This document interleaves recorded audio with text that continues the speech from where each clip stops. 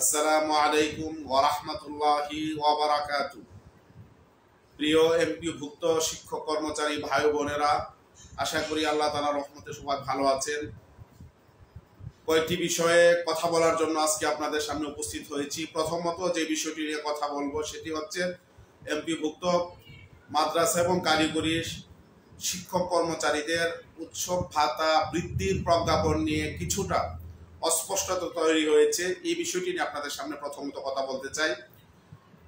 আপনারা জানেন, সাবেক শিক্ষা উপদেষ্টা আমাদের 12 ফেব্রুয়ারি থেকে টানা 22 দিনের আন্দোলনের প্রেক্ষিতে তার বিদায়ী ব্রিফিংয়ে শিক্ষা মন্ত্রণালয়ের সকল ইলেকট্রনিক এবং প্রিন্ট মিডিয়ার সামনে ঘোষণা দিয়েছিলেন আগামী ঈদুল আজহা থেকে আমাদের উৎসব ভাতা বৃদ্ধি করবেন এবং আগামী বাজেটে আমাদের জন্য বাড়ি ভাড়া, মেডিকেল ভাতা এবং শ্রান্তি বিনোদনের জন্য বরাদ্দ রাখবেন।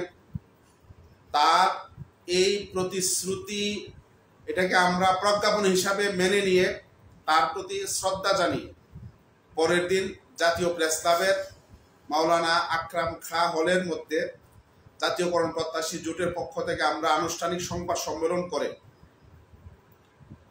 সরকারকে আগামী ঈদুল আজহা পর্যন্ত আমরা সময় দিয়েছিলাম। পরবর্তীতে এপ্রিল মাসের 13 তারিখ জাতীয়করণ প্রত্যাশী জোটের পক্ষ থেকে প্রায় 10-12 সদস্যের প্রতিনিধি দল উৎসব ভাতা বৃদ্ধির প্রজ্ঞাপনের ব্যাপারে খোঁজ খবর নিতে যায় এবং ওই দিনই আমরা বর্তমান শিক্ষা উপদেষ্টার সাথে আমরা সাক্ষাৎ করি। তখন শিক্ষা মন্ত্রণালয় থেকে আমাদেরকে জানানো হয় যে আপনাদের ফাইল অর্থ মন্ত্রণালয়ে আছে। আমরা তখন অর্থ মন্ত্রণালয়ের মাননীয় উপদেষ্টা মহোদয়ের যিনি পিএস আছেন, যিনি পিএ আছেন, তাদের সাথে আমরা কথা বলি। তারা বলেছিলেন আমাদেরকে খুব অল্প সময়ের মধ্যে আমাদের উৎসব ভাতার প্রজ্ঞাপন জারি হবে। পরবর্তীতে আমরা চলে আসি।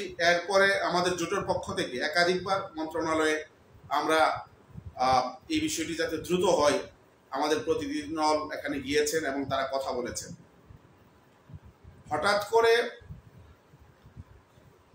মের 11 তারিখ bdnews24.com একটি নিউজ করলো। ওই নিউজের মাধ্যমে আমরা জানতে পারলাম যে মাদ্রাসা এবং কারিগরি শিক্ষক কর্মচারীদের উৎসব ভাতার প্রস্তাবনা এখন পর্যন্ত পাঠানো হয়নি। আমি সাথে সাথে এই রিপোর্টটি যিনি করেছেন রুম্মান তুর্য, তাকে আমি ফোন করলাম। তিনি পর আমাকে বললেন যে ঘটনা এটাই সত্য, আমি যা বলেছি আমি কুট করে রিপোর্ট করেছি, আপনি খোঁজ খবর নিতে পারেন। আমি তাৎক্ষণিকভাবে মাদ্রাসা অধিদপ্তরের আমাদের সহকারী পরিচালক অর্থ, তার সাথে আমি ফোনে কথা বললাম।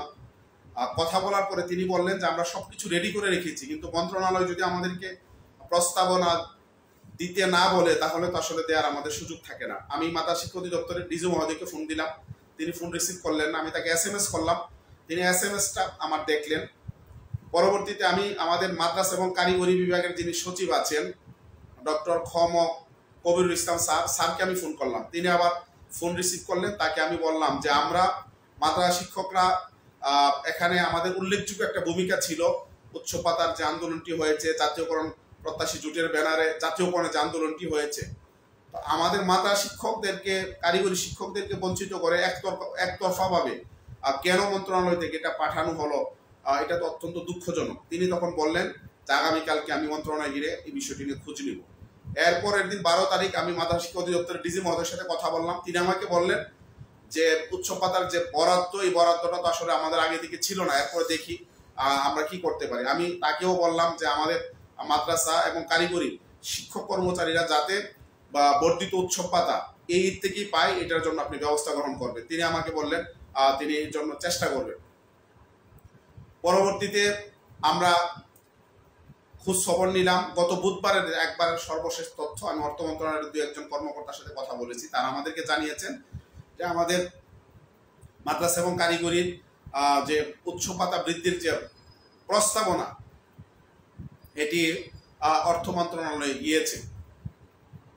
এখন অর্থ মন্ত্রণালয় তারা ডিউ প্রসেসে তাদের যে প্রসিডিউর আছে এগুলো মেনটেন করে তারা হয়তো আমাদের মাদ্রাসা এবং কারিগরির যে উচ্চ ভাতার বিষয়টি, এই বিষয়ে আশা করি তারা হয়তো যথাযথ ব্যবস্থা নেবেন এবং আমাদের মাদ্রাসা এবং কারিগরি শিক্ষকরা, স্কুল এবং কলেজের শিক্ষকদের পাশাপাশি তারাও উচ্চ ভাতা পাবেন।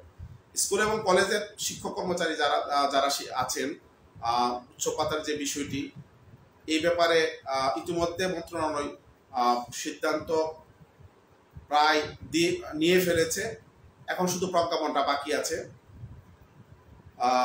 সুতরাং উৎসব ভাতা সবাই পাবেন, এতে কোনো সন্দেহ নেই।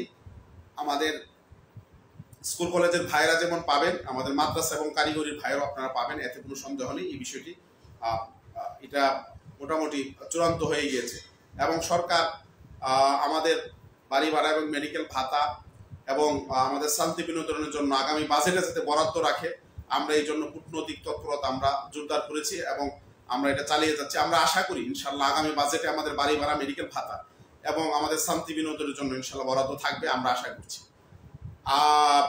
আরেকটি বিষয় আপনাদের সামনে ক্লিয়ার করতে চাই, সেটি হচ্ছে আপনারা জানেন যে আমরা জাতীয় প্রেস ক্লাবে সংবাদ সম্মেলন করে সরকারকে আমরা ঈদুল আজহা পর্যন্ত আমরা সময় দিয়েছি। ঈদুল আজহার মধ্যে যদি সরকার পদক্ষেপ না নেয়, তাহলে ঈদুল আজহার পরে আমরা আবার আন্দোলনে যাব।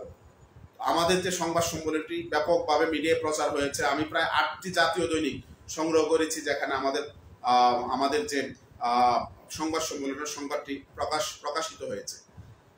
আপনারা জানেন আগামী কালকে থেকে বিটি এর ব্যানারে একটি আন্দোলন শুরু হতে যাচ্ছে, লাগাতার আন্দোলন শিক্ষা ব্যবস্থা জাতীয়করণের দাবিতে।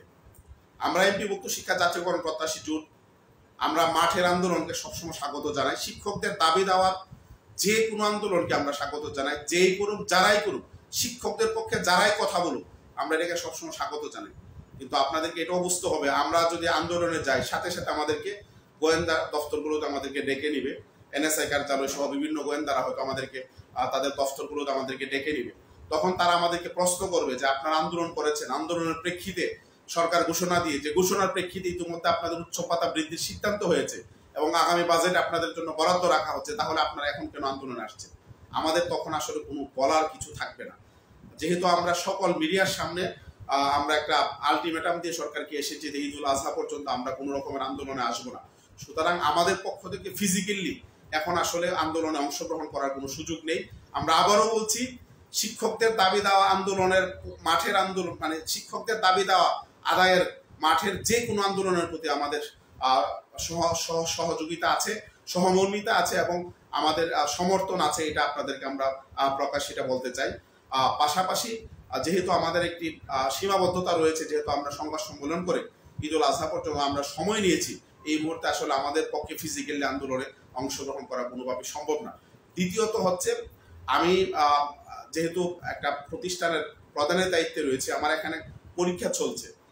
আগামী 24 তারিখ পর্যন্ত শুক্রবার ছাড়া প্রত্যেক দিন আমার পরীক্ষা রয়েছে এবং আমি ওখানে কেন্দ্র সচিবের দায়িত্বে রয়েছি। সুতরাং আমি চাইলেও 24 তারিখের আগে আসলে কোনো প্রকার আন্দোলনে কোনোভাবে অংশগ্রহণ করার কোনো সুযোগ নাই। এই জন্য আমাদের অক্ষমতা, আমাদের সীমাবদ্ধতার জন্য সকলের কাছে আমরা দুঃখ প্রকাশ করছি। আমরা আবারও বলছি, শিক্ষকদের দাবি দেওয়া আদায়ের যে কোনো আন্দোলনে আমাদের সমর্থন রয়েছে, সহযোগিতা রয়েছে, সহমর্মিতা রয়েছে। আমরা শিক্ষকদের দাবি দেওয়া আন্দোলনকে সবসময় আমরা সমর্থন করি। সবাই ভালো থাকবেন, সুস্থ থাকবেন। আসসালামু আলাইকুম ওয়া রাহমাতুল্লাহি ওয়া বারাকাতুহু।